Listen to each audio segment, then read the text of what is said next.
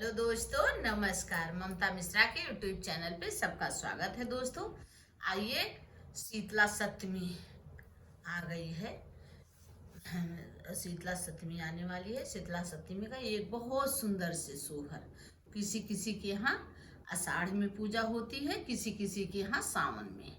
तो हाँ, हमारे यहाँ तो सावन में होती है, लेकिन रहेंगे शीतला सप्तमी रहेंगे। वैसे 4 तारीख को 4 जुलाई को है और शीतला सप्तमी हम लोग व्रत करेंगे।